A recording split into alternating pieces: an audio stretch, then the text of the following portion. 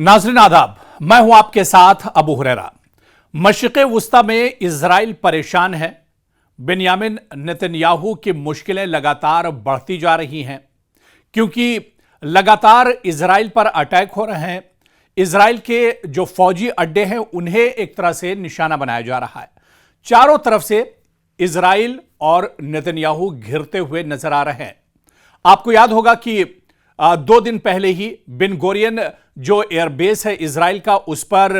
हुसियों ने अटैक किया था, बैलिस्टिक मिसाइल से अटैक किया गया था। इसी तरह से हुसियों ने एक और ठिकाने को निशाना बनाया था। और अब जो बड़ी खबर निकल कर आ रही है कि फिलिस्तीन की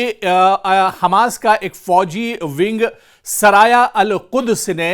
बड़ा हमला किया है इजराइल के ऊपर और इजराइल के फौजियों के एक ठिकाने पर यह हमला किया गया है। दरअसल हमास का यह एक फौजी विंग है जिसे सराया अल कुद्स के नाम से जाना जाता है और सराया अल कुद्स के जंगजुओं ने शुजाया में एक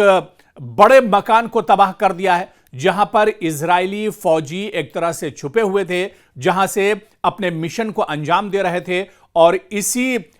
ठिकाने को सराया अल कुद्स ने तबाह किया है।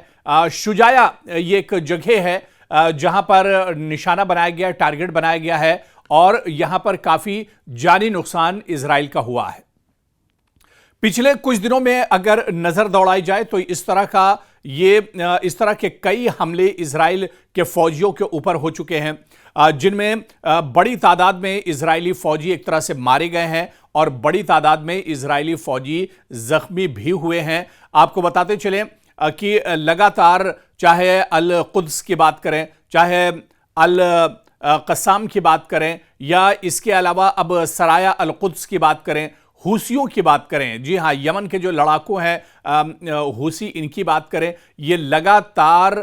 एक तरह से टारगेट कर रहे हैं इजराइल को। लगातार इजराइल के जो फौजी हैं वो इनके निशाने पर हैं और इसी वजह से कहा जा रहा है कि मशरिक़ वुस्ता में नेतन्याहू अब एक तरह से फंसते हुए नजर आ रहे हैं। हालांकि पिछले कुछ दिनों में देखा जाए तो गजा पर अटैक काफी तेज कर दिए गए हैं। गजा को एक तरह से नेतन्याहू बुरी तरह से निशाना बना रहे हैं, लेकिन दूसरी तरफ जो तस्वीर है जो दुनिया के सामने नहीं आ पा रही है, जी हां, जो नुकसान इजराइल का हो रहा है वो तस्वीर दुनिया के सामने नहीं आ पा रही है। लेकिन जो खबर हम आपको बता रहे हैं ये खबर बिल्कुल सही है और आज की बड़ी खबर है कि पिछले 2-3 दिनों में जो जानी नुकसान और इजराइल के फौजी जिस तरह से मारे गए हैं, ऐसा ही एक बड़ा हमला अब शुजाया, जो एक बड़ा इलाका है, शुजाया के इलाके में सराया अल कुद्स, जिसके बारे में हमने बताया कि हमास का एक फौजी विंग है, सराया अल कुद्स के जंगजुओं ने शुजाया में एक बड़े ठिकाने को तबाह किया है जहां पर इजरायली फौजी एक तरह से छुपे हुए थे और अपने मिशन को अंजाम दे रहे थे। इस कार्रवाई में कई इजरायली फौजी हलाक हुए हैं और जख्मी होने की भी खबर है। आपको बताते चलें कि हमास के फौजी बाजू विंग जो सराया अल कुद्स ने इस ठिकाने पर कई बम फेंके और एक इजराइल की ही एक न्यूज़ साइट है जिसने सोशल मीडिया पर बाकायदा इस बात का एतराफ़ किया है कि एक ठिकाने पर हमास के विंग सराया अल कुद्स ने रॉकेट हमला किया है और इस रॉकेट हमले में इजरायली फौजी जख्मी हुए हैं और मारे गए हैं। जो जख्मी हुए हैं उन्हें अस्पताल में एक तरह से आनन फानन में भर्ती कराया गया है, लेकिन कई इजरायली इस हमले में एक तरह से शिकार हुए हैं। और आपको बताते चलें कि लगातार इस तरह के हमले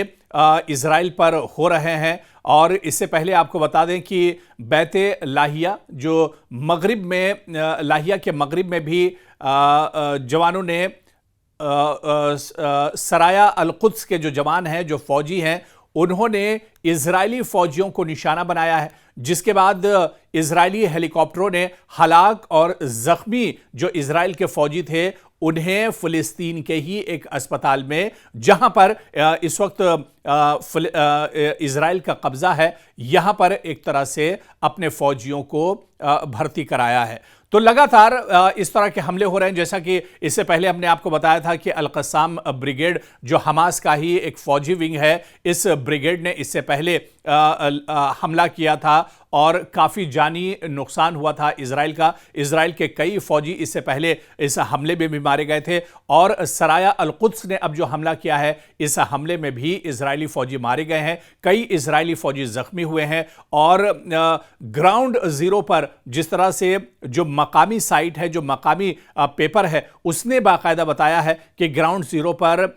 इजरायली सेना के जो हेलीकॉप्टर्स हैं उनमें जख्मियों को हॉस्पिटल एक तरह से मुंतकिल किया गया है। जो बॉडी, जो जवान मारे गए हैं इजराइल के फौजी जवान, उन्हें एक तरह से हेलीकॉप्टर में अब मुंतकिल किया गया है और महफूज मकाम पर पहुंचाया गया है। लेकिन ये तमाम चीजें जाहिर करती हैं कि नेतन्याहू कहीं ना कहीं मुश्किल में है। इजराइल लगातार मशरिक़ वुस्ता में अब एक तरह से फंसता हुआ नजर आ रहा है, यानी मुश्किलें इजराइल के रोज बरोज बढ़ रही हैं। इससे पहले भी हमने आपको एक रिपोर्ट दिखाई थी जिसमें अल कस्साम ब्रिगेड, जो हमास का ही एक फौजी विंग है, इसने हमला किया था और इजराइल के एक फौजी ठिकाने पर अल कस्साम ब्रिगेड ने हमला किया था, जिसमें इजराइल के का जानी नुकसान हुआ था। इजराइल के कई फौजी मारे गए थे और कई फौजी एक तरह से जख्मी हुए थे। इसी तरह से एक खबर हमने, एक रिपोर्ट और आपको दिखाई थी जिसमें बेन गुरियन एयरबेस, जो इजराइल का बहुत अहम एयरपोर्ट है, जो इजराइल का बहुत अहम एयरबेस है, यहां पर यमन के हूसी लड़ाकों ने बैलिस्टिक मिसाइल से हमला किया था और बेन गुरियन एयरपोर्ट पर काफी ज्यादा तबाही मचाई गई थी। तो कहीं ना कहीं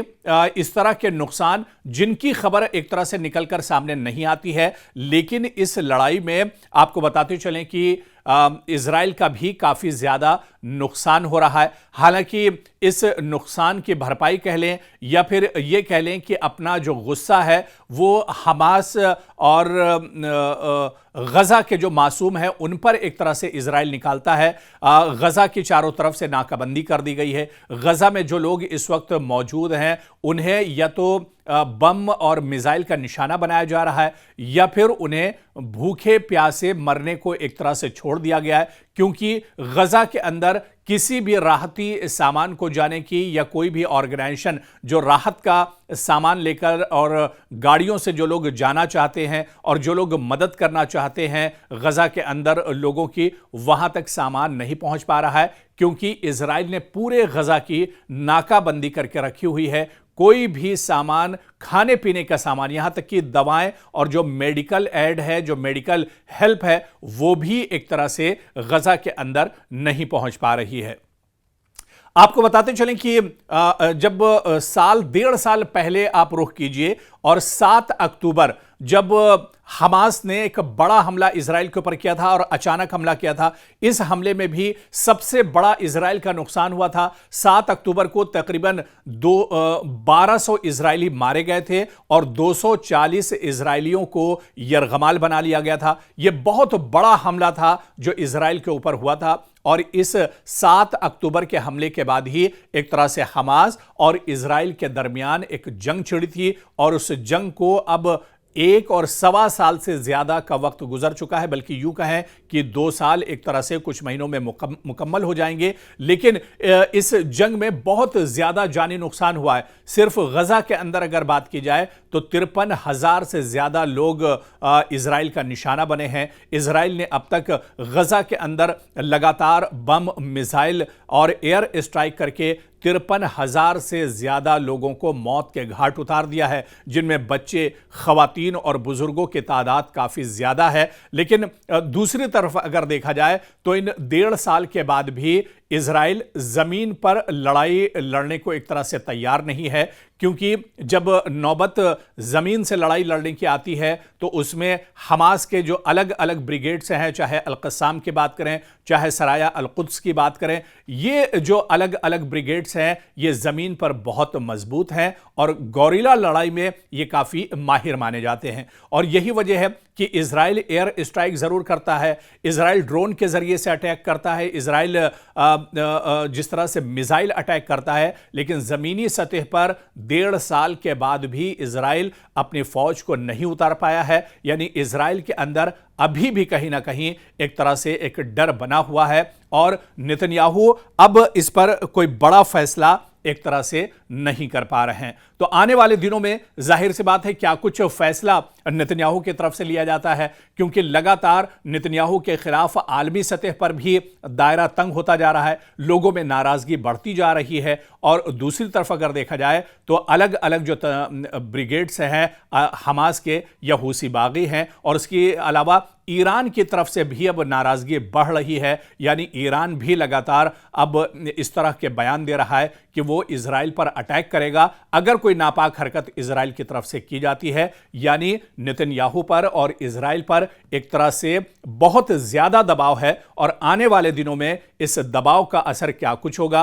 क्या यह लड़ाई और ज्यादा आगे बढ़ेगी या नेतन्याहू यहां पर कोई बड़ा फैसला लेंगे, यह देखना बहुत अहम होगा।